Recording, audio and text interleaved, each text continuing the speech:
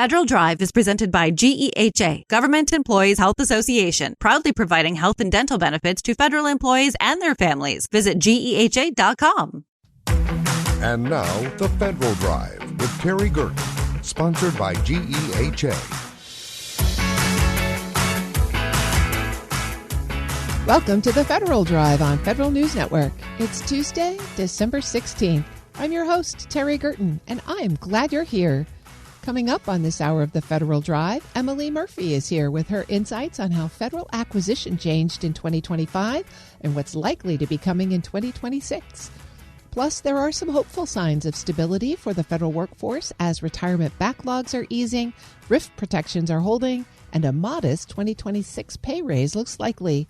Those stories and much more ahead during this hour of the Federal Drive. We begin with this.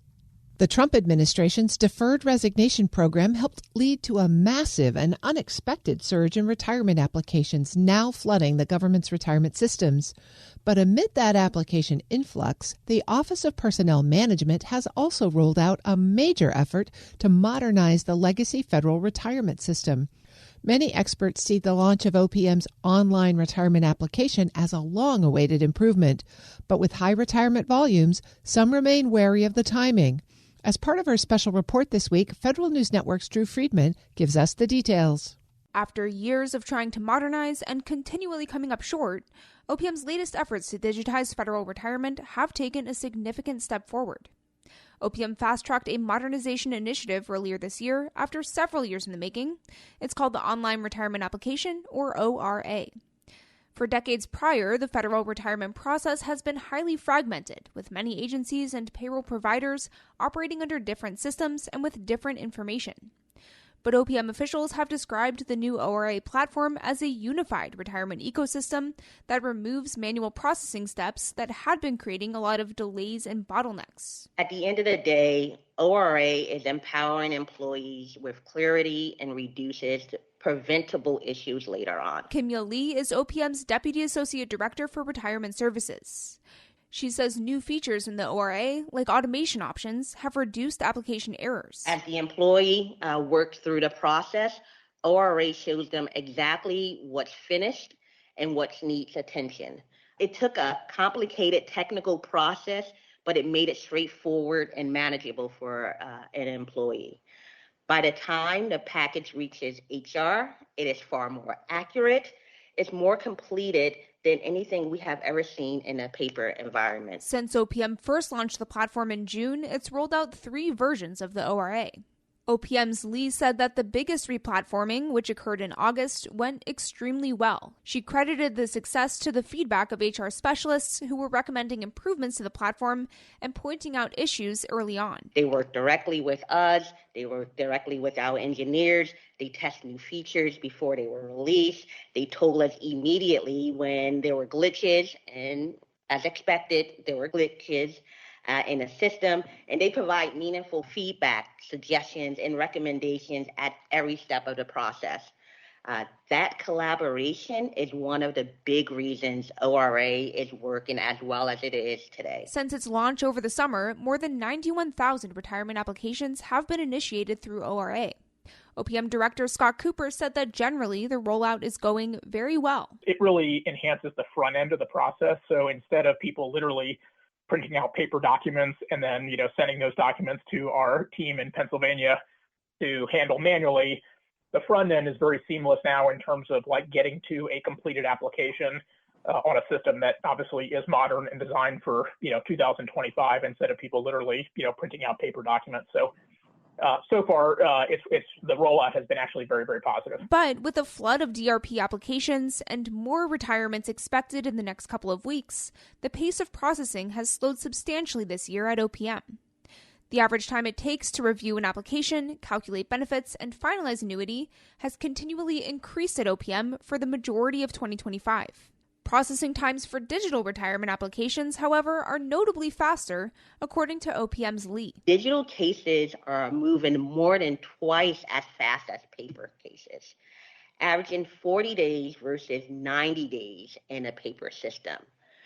Again, we are expecting these numbers to decrease, but as you saw, we have surge of applications going on right now. So as the surge decreases, we also expect our digital cases to decrease substantially. Despite speeding things up for the most part, the rollout of ORA this year has also hit some bumps in the road.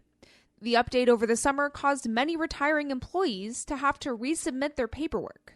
Some retiring employees who have used ORA described seeing errors appear on their applications after they were auto-populated in the new system. Verdict's not out on the whole system to improve, but I think it's a step in the right direction. John Hatton is Staff Vice President of Policy and Programs from the National Active and Retired Federal Employees Association, or NARF. He says that overall, some positives have come out of ORA, despite work still being ahead. I think this is certainly a step in the right direction to improving the information that is sent over to OPM and making sure it's as accurate as possible, number one. And then number two, providing some visibility into where your claim is in the process to the person who's claiming it. How that goes through and the degree to which OPM is providing insight into the process there and where delays may be.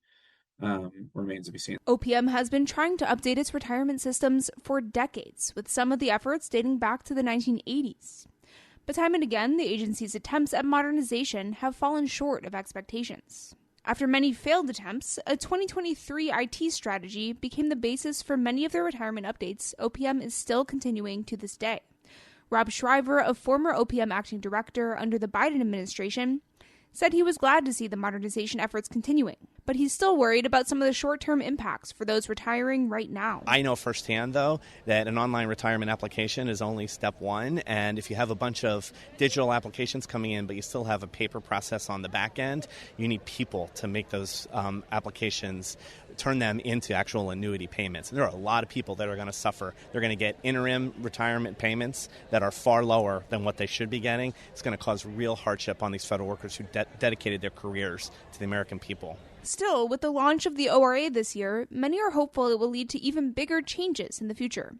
Tammy Flanagan is a federal retirement advisor with Retire Federal. I really do believe it's an improvement. It's something I've been waiting for a long time. I can't understand why it took this long, but I was concerned that they implemented it this year, but maybe it's a good thing because of the volume. Maybe it will help ease that burden. But at the same time, some were still worried about the timing of the rollout and how that's going to impact employees currently in the midst of the retirement process. A lot of these questions start to pile up. It's a brand new system, and there's not enough people in place to help answer those questions. Tiago Glieger is a federal retirement advisor with RMG Advisors. Retirement is already a pretty stressful process for people, right? So then on top of that, not having a clear process or information about a new system only adds to the anxiety. In the big picture, the ORA platform represents about 1/3 of the total work for overhauling retirement processing. OPM officials have explained that the ORA platform modernizes the user-facing part of the process,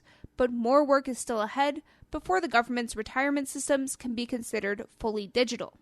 That's according to OPM Director Scott Cooper. We are revamping an entirely manual process, and look, we are realistic enough to understand that that takes time. It takes iterations of software development. It takes process changes. So we are fully committed to doing that. All I think I can tell people is we are 100% committed to doing everything we can to make this as seamless as possible.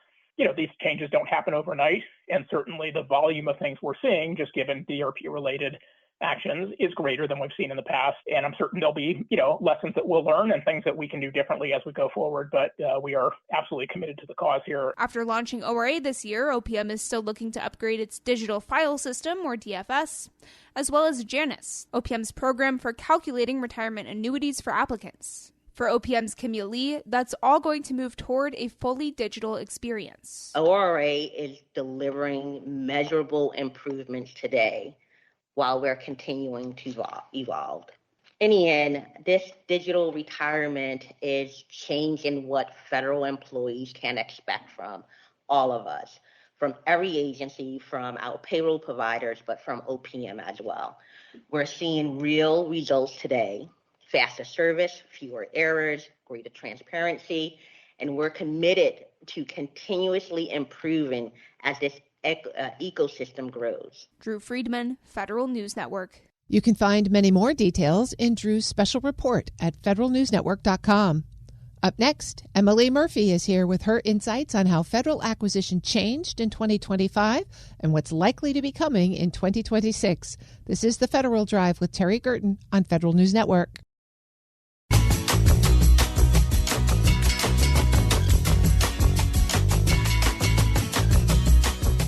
Welcome back to The Federal Drive with Terry Gerton on Federal News Network. 2025 brought major shifts in how the government buys, from centralization to the far rewrite.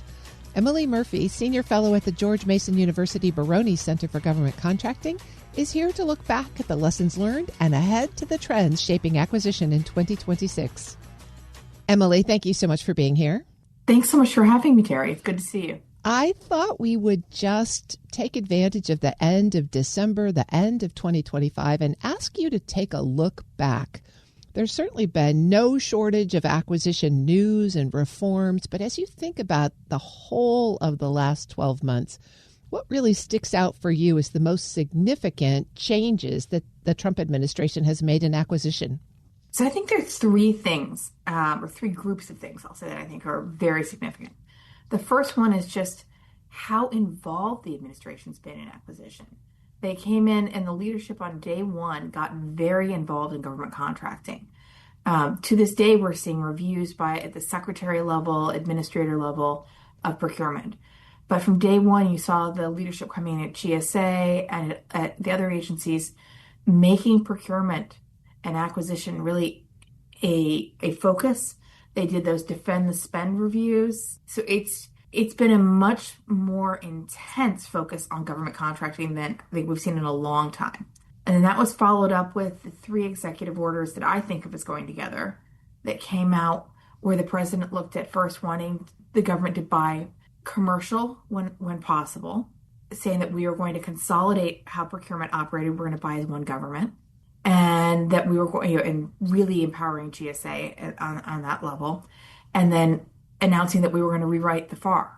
And then the third one has to be the actual FAR rewrite, which was an amazing amount of work that the OFPP, GSA, NASA, Department of War did in a matter of months. And we've got several agencies having adopted that deviation. So I think those would be the three things I'd point to as the biggest. There was so much that happened in 2025. When you think about those three together, what would you say the biggest impact has been, especially on the contracting community? I think that the contracting community is still trying to figure out what the new normal is. So reviews, repricing one Gov initiative, the change in the workforce with the deferred resignation program and that fork in the road. There just aren't as many people engaged in contracting anymore. And so everyone's trying to figure out still how to execute. How do we get stuff done? And I think that's probably the biggest thing I've seen affecting both industry and government alike on the government contracting side. Well, you mentioned the fewer number of contracting officials in the government. There's been so many disruptions, the DRP, the shutdown, the continuing resolution. What is life like for the contracting workforce these days? Hectic. Again, contracting officers are very mission-oriented and rule-oriented people. So they've got a conflict right now in that the rules are changing, which makes it hard for them to be as strict adherence. And they're trying to deliver on a mission that's also really rapidly evolving with a lot less resources, but a lot of new tools also, like AI, empowered tools, GSA AI it comes to mind, and a very new approach to acquisition, and that they're being told go out and look for commercial. You don't have to. We're going to get rid of a lot of the clauses that they've been trained to use from day one. That speed is important, but at the same time, they're knowing that there is a lot of oversight waiting for them. And I don't. When I say oversight, I don't just mean the traditional oversight community, but you've also got a situation where the heads of agencies are reviewing individual procurements themselves, which is a very unusual situation to find ourselves in. So their bosses are looking very closely at the work they're doing. Are you seeing any evidence of training or common guidance that's going to help them pull all of those diverse stimuli together? So I've got to say that the work when they did the FAR rewrite, the practitioner album, the companion guide. There are great resources there.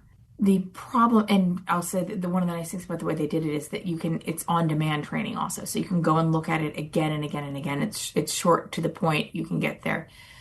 But it's not, there's not the time for the traditional training that we're used to, where someone would be going to DAU or FAI and taking a class. Very much is, people need to be trained right instantly and be able to go in and put those in place. And a rewrite of the entire FAR is a pretty extensive thing to be training someone on. So got to give credit to the folks who put that together, that they put together as many resources as they could, but it's going to take some time for that all to sink in and for us to see how it works. And remembering that most of it's still being done via deviation, and very few agencies have the same deviations right now. So the uniformity that would come to expect with government contracting isn't there right now. It'll come back, but it's not there right now. I'm speaking with Emily Murphy. She's a senior fellow at the George Mason University Baroni Center for Government Contracting and former administrator of General Services Administration. All right, Emily, let's turn to our crystal ball to looking ahead to 2026. With all of those changes that you just really quickly summarized for us, what trends do you expect to dominate acquisition in 2026? I think we're going to have another year of reviews. I think that we're going to continue to have scrutiny. I think there's going to be a push to get the FAR rulemaking process done. I think that there's going to be an increased push towards using CSOs, OTAs. Hopefully we'll get CIBR reauthorized soon, because I think non-traditional contracting is going to continue to be a key area of focus. And I think when you look at the PMA, we're getting a very clear signal that there's going to be more consolidation happening as well. Well, speaking of the PMA, there's some things in it that you might expect to see, but some things that you might expect to see that aren't in it. For example, customer experience and shared services that have been tent poles for several administrations. That's true. I was surprised that shared services in particular isn't called out explicitly. I think you can read it into a fair number of places, but it's not called out as its own goal or as its own objective. When you think of buying as one entity, smarter, faster, and cheaper, that seems to be pushing towards the idea of procurement as a shared service. The customer experience isn't itself called out directly, but we do talk about leveraging technology to deliver faster and more secure services. We're looking at trying to optimize the real estate portfolio so that people can have cost-effective locations for agency buildings. It suggests that I don't think that the customers are written out, but they're not called out explicitly in the same way they have been in the past. The language on demand partners who deliver seems to be sending a message to contractors and grantees. It is. They're saying want to contract with the best businesses. And that's not surprising given that there's been a lot of conversation about trying to redo past performance. And we've heard it both from Congress and from the administration that we need to be putting more focus on making sure we really are getting results out of our contracts. Holding contractors and grant recipients accountable is very much in keeping with the rhetoric we've heard of the last year and those defend the spend conversations that have taken place between GSA and contractors and other agencies and their contractors as they've done those reviews. The OneGov deals very much are about demanding better pricing, demanding results. I was surprised to see that they were saying put political appointees in control of the grant process. GSA is not a grant agency. It wasn't an area we spent a lot of time on. But I always thought that political appointees did best when we set the objectives and then we let the career employees go in and implement them and held them accountable for meeting those objectives rather than actually running the process itself. But it'll be interesting to see how that is implemented so we get and what results are being prioritized. Exactly. And there's one other piece here, the deliver results, but particularly by American. Do you feel like that's getting more emphasis than it has in the past in this PMA? Absolutely. I think it's rebuild American industry through prioritizing and enhancing Made in America execution. And I'll be curious to see what we actually mean by Made in America versus You've got Buy America, you've got Buy American, you've got Made in America, and how they play out in the contracting process. There's been a lot more emphasis in when I was GSA administrator, we launched the Made in America bot so that we could go through the schedules and quickly figure out where we had problems with incorrect labeling of Made in America. I want to make it clear it's something that GSA and other agencies have always focused on and complying with the law, but it's called out directly in the PMA suggests that there's going to be an even greater focus on this. There will certainly be a lot to watch as we see the implementation and performance metrics here and the actual rules in the FAR rewrite. Emily, thank you so much for joining me today. Thanks so much for having me, Terry. Emily Murphy is Senior Fellow at the George Mason University Baroni Center for Government Contracting and a former administrator of the General Services Administration. We'll post this interview at federalnewsnetwork.com/Federal Drive. Hear the Federal Drive on demand. Subscribe wherever you get your podcasts. Still to come, from NASA to CISA, she has shaped the federal workforce for 3 decades, and now Elizabeth Kolmstetter is joining the ranks of NAPA as a fellow. But first, there are some hopeful signs of stability for the federal workforce as retirement backlogs are easing, RIF protections are holding, and a modest 2026 pay raise looks likely. You're listening to The Federal Drive with Terry Gerton on Federal News Network.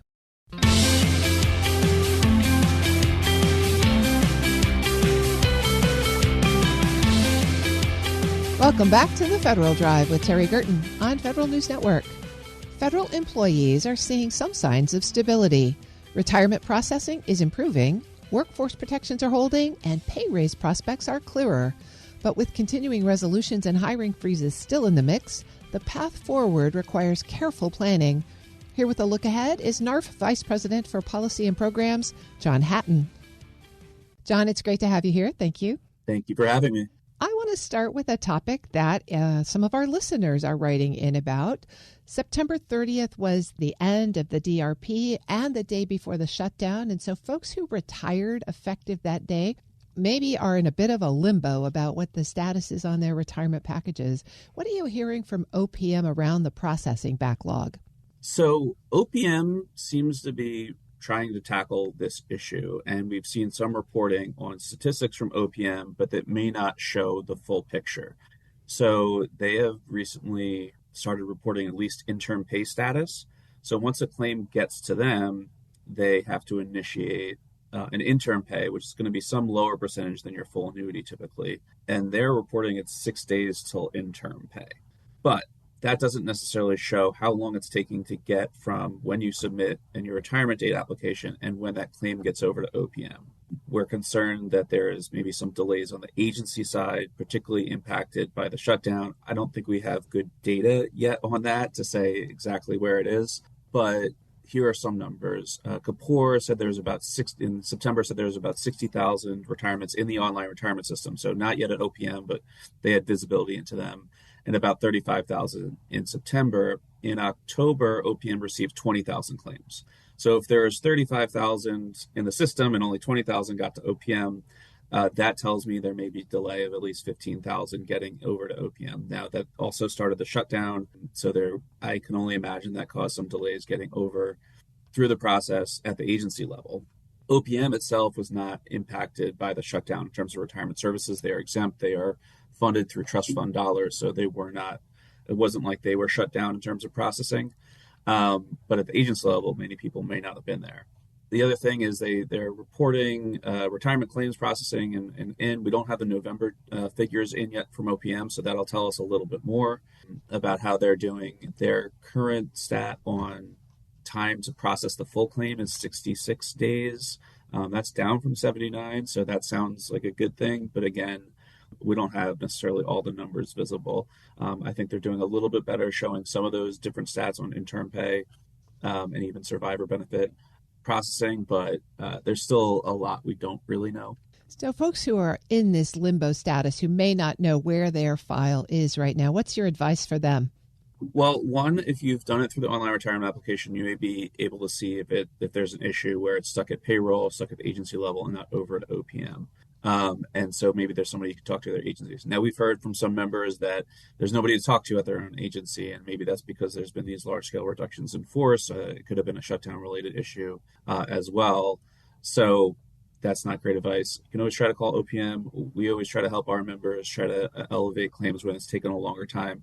I think for a September retirement date, with the amount of retirement claims coming in and with some potential delays at the agency level, we may not expect this to be kind of a super long time at this point. Now it gets into January, February, you don't have a full retirement processing claim, and I think that's a much longer delay.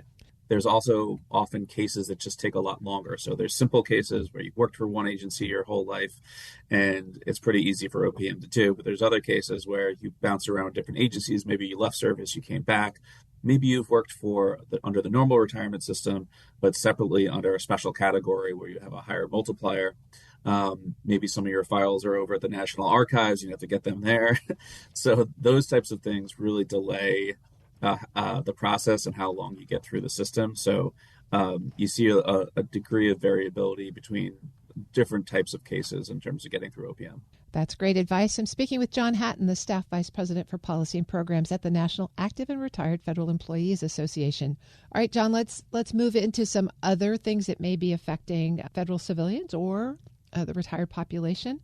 One of the things in the continuing resolution back in November included language blocking reductions in force.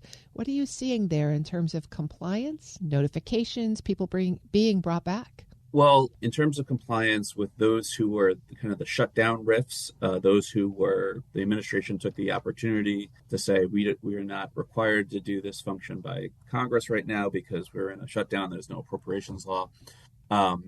They started the process of reductions in force for some people because of the shutdown. Those have been reversed. Those people have been reinstated. Then there are other reductions in force that started before the shutdown. But the language in the continuing resolution was very clear. There's no funds to be used to implement, initiate, or even follow through on these RIFs. So the administration tried to go through with continuing to fire a group of State Department and Foreign Service employees. That was blocked by a court issuing a temporary restraining order against that based on that continuing resolution language. So the good news is that language passed as part of the CR that was negotiated in by Senator Kaine has been effective at stopping these reductions in force, not just ones that were started in the shutdown, some that were started before, and preventing any new ones from going on until at least January 30th. Well, with all of these changes in the delayed retirements and the hiring freezes, what are you sensing as the mood among federal employees right now as we get to the end of this year and the start of a new one? Well, I don't know that it's good.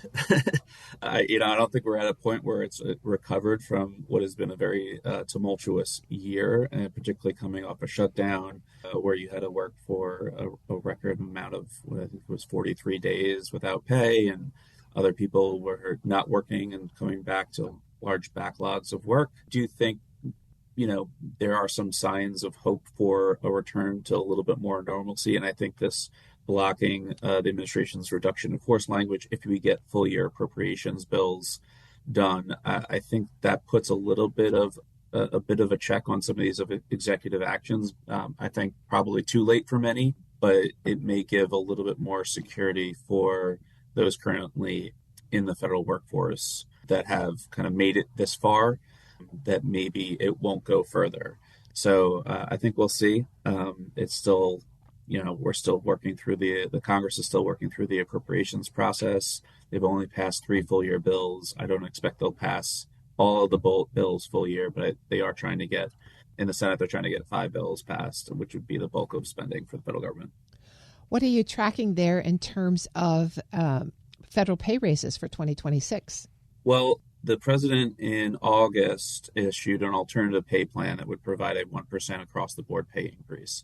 I don't expect that to change through the appropriations process. It doesn't look like anything's going to be passed this month. I mean, the Senate's trying to pass a 5-bill package, but it looks like they're having problems getting it through. So as long as Congress doesn't say anything, I would expect that alternative pay plan to be implemented via an executive order. So at least a 1% pay increase next year for federal employees. That doesn't seem like it's keeping up with the cost of living adjustments. No, it is not. Certainly the cost of living for everybody in America has continued to go up, as reflected by the Consumer Price Index. It's, inflation is still at elevated levels, and this is coming on the heels of several years with very high inflation. So it's not just the current increases in prices, but it's catching up to the past increases. So that continues to be an issue, I think, for federal employees, is that these pay raises, well, it's good to have something. It's really not keeping up with these costs. I mean, just look at health premiums, which is, not the entire basket of goods that you're looking at, but health premiums went up 12.3% on average this year for enrollees. So clearly a 1% pay increase is not going to keep up with that. So more of your income is being pulled away into healthcare increases, and all the other goods are going up at a higher rate as well. So it makes federal jobs less competitive, and that comes on top of a year where the jobs just became a whole lot less secure than they used to be, when certainly the work that people have been putting in through their public service has been devalued, whether it be shutdowns or just rhetoric or the way people have been treated. So certainly been a tough year. I don't think that 1% does nearly enough, but it is something. But I just think that's likely what's going to happen, even if it's too little. I've been speaking with John Hatton. He's Staff Vice President for Policy and Programs for NARF. John, thanks as always for your insight on these important issues. Thank you for having me. We'll post this interview at federalnewsnetwork.com/Federal Drive. Subscribe to the Federal Drive wherever you get your podcasts. Coming up next, from NASA to CISA, she has shaped the federal workforce for 3 decades, and now Elizabeth Kolmstetter is joining the ranks of NAPA Fellows. This is the Federal Drive with Terry Gerton on Federal News Network.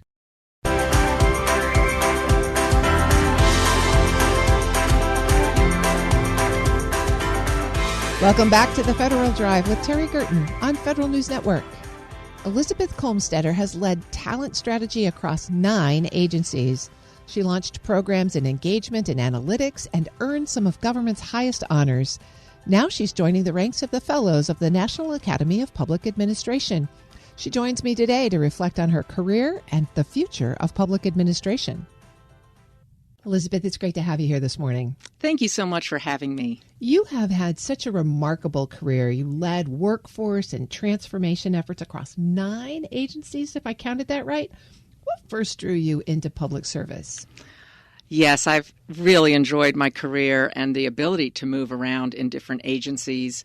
I think what drew me first was my first job, which was at the FBI, and being part of, probably because of the law enforcement, public safety angle, I really appreciated and learned how hard people work, but particularly the men and women who put their lives on the line every day for the American people.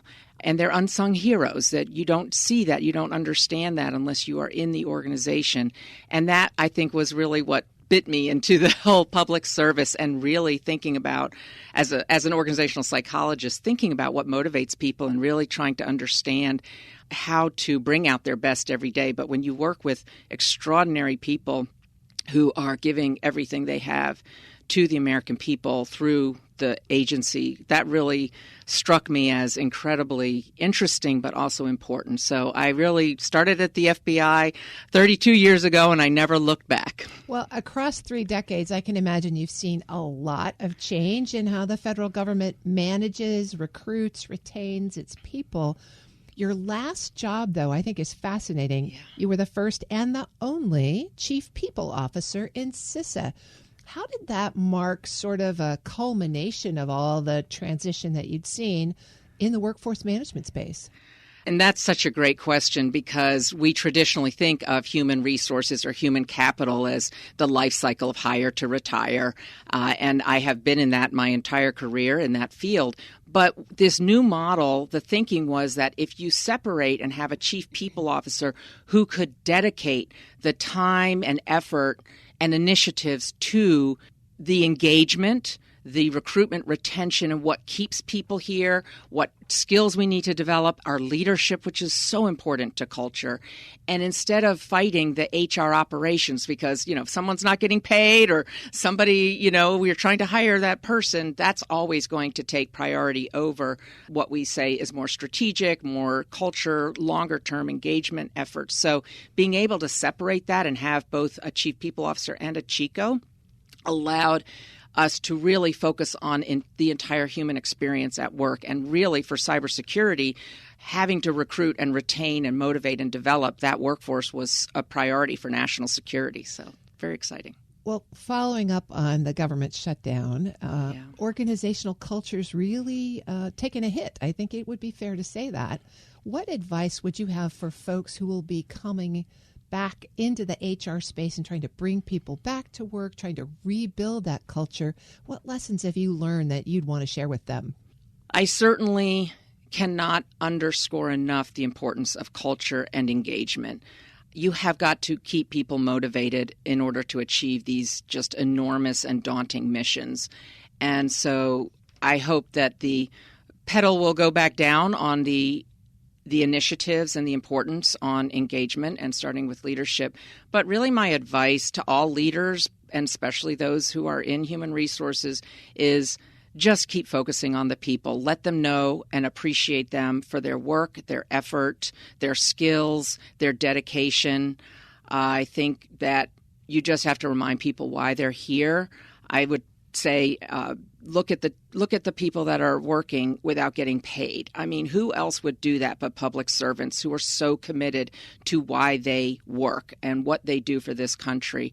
And just kind of remind people that's why we're here. And our goal and our mission is more important than ourselves. So being part of that is so important. And I do believe that the public is even more recognizing that now, probably because the shutdown has gone on so long, that the appreciation is there and the importance is there. It's never gone away.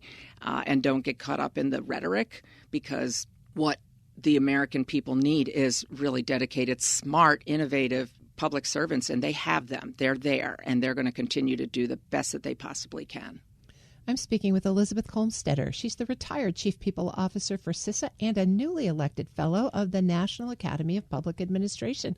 So, Elizabeth, let's pick up there. You've received lots of awards in your professional government career, but being elected a Fellow of the National Academy is kind of a big deal. What does it mean to you personally? It is a very big deal, and I am incredibly humbled by this honor. I never thought that I would be named a Fellow of NAPA.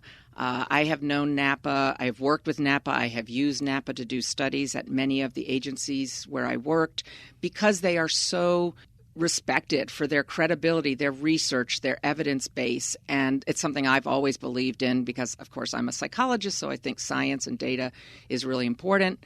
But being named a Fellow, I think, is probably going to be one of the biggest hallmarks of my professional career, because it recognizes not just my background, but my contributions to public service, and my desire to keep giving now that I'm retired gives me a really important way to keep giving and keep seeking to improve public service, public institutions.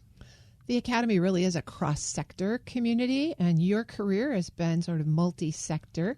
How do you plan to work with the Academy to advance good public administration? Yes, I am really going to be focused, I think, on the workforce part of things. Some of the grand challenges that NAPA has posted are about obviously reinvigorating public service, but continuing to recruit and retain and motivate people into public service, getting the story out. What is it like? What does it mean? Why is it important?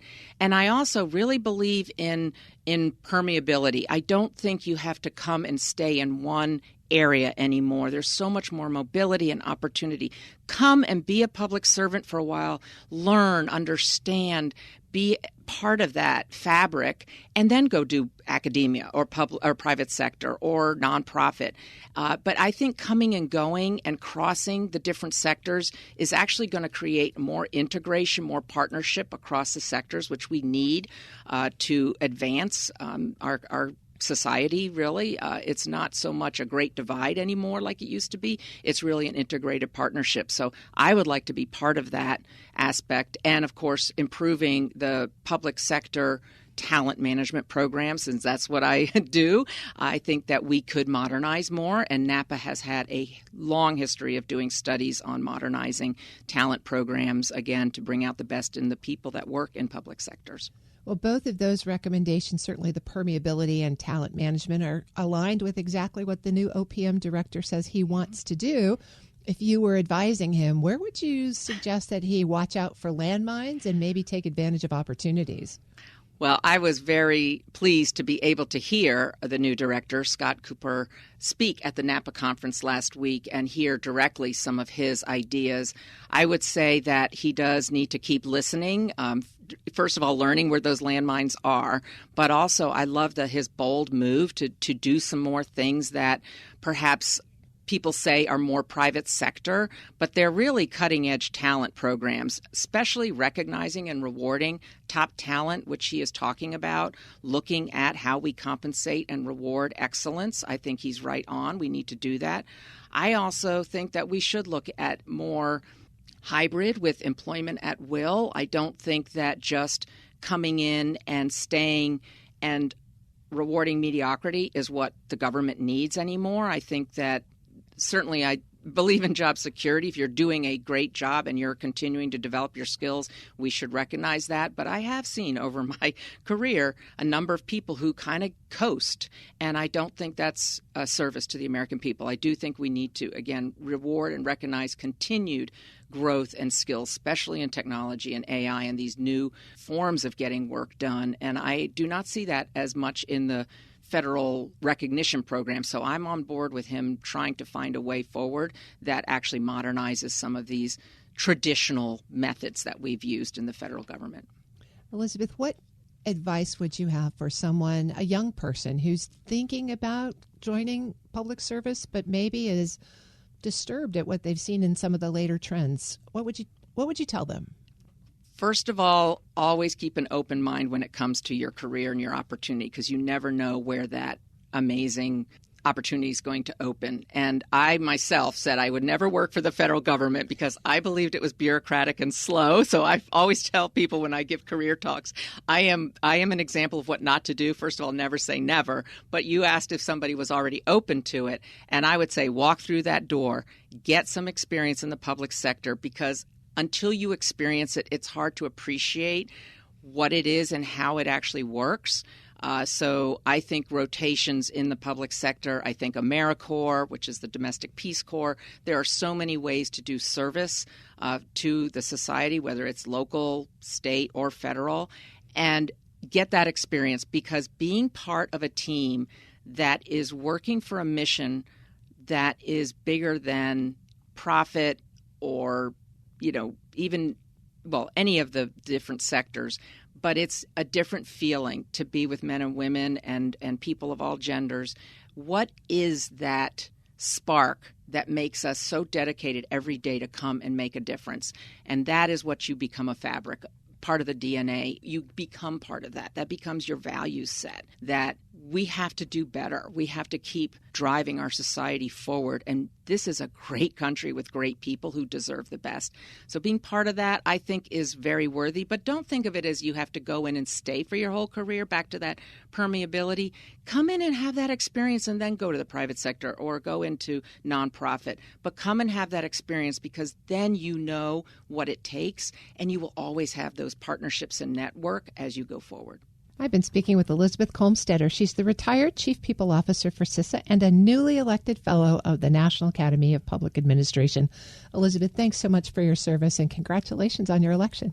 Thank you for having me. We'll post this interview at federalnewsnetwork.com/Federal Drive. Subscribe wherever you get your podcasts.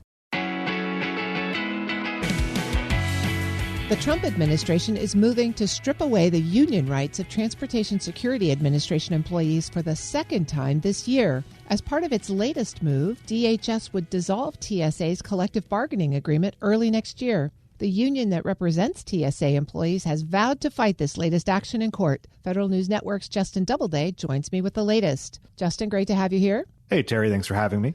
Fill us in on the background. What is behind the latest push at DHS to dissolve TSA's union?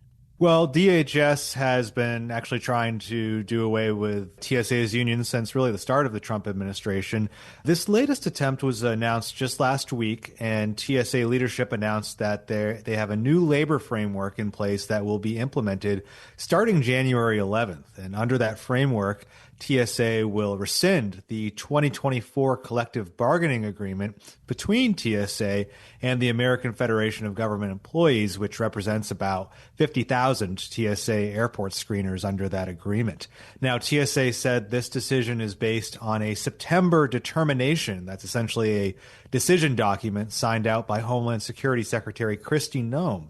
And in that decision, Noem essentially determined that employees that perform airport screening functions have a national security function and should not be engaged in collective bargaining. And so this is an argument that DHS has been advancing for some time, but this latest determination essentially tries to ensconce it and do away with TSA's union once and for all. That argument sounds very familiar to the one they made earlier in the year that is currently in the courts. So why does DHS think it can take another shot with the same logic while a court case is pending? Yeah, that's a great point. DHS has actually been blocked from dissolving TSA's union previously under a preliminary injunction that a court issued in June. And DHS is arguing that this latest action is based on a new determination from Secretary Noem that is based on entirely different facts and data than the earlier determination that was ultimately blocked in court. And so you see actually DHS in this court case now moving to end the court case, arguing that this determination is entirely different than the earlier determination that had been blocked. Of course, the outcome is more or less the same. TSA would no longer have a collective bargaining agreement. So we will have to see what the court makes of that argument. You said that Secretary Noem has issued a new logic for the second attempt to terminate the collective bargaining rights. What new points is she making? Well, if you look at DHS's latest court filing, they point to a new review that DHS has done of collective bargaining at TSA. And essentially, this review found that call-outs were up under the collective bargaining agreement because TSA employees had more latitude to call out without providing essentially a doctor's note or some sort of evidence if it was a short-term call out. These are, by about 1% up compared to before the full collective bargaining agreement was in place. So there are kind of minor differences, but DHS argues that makes a big difference when you're talking about thousands of officers across the country.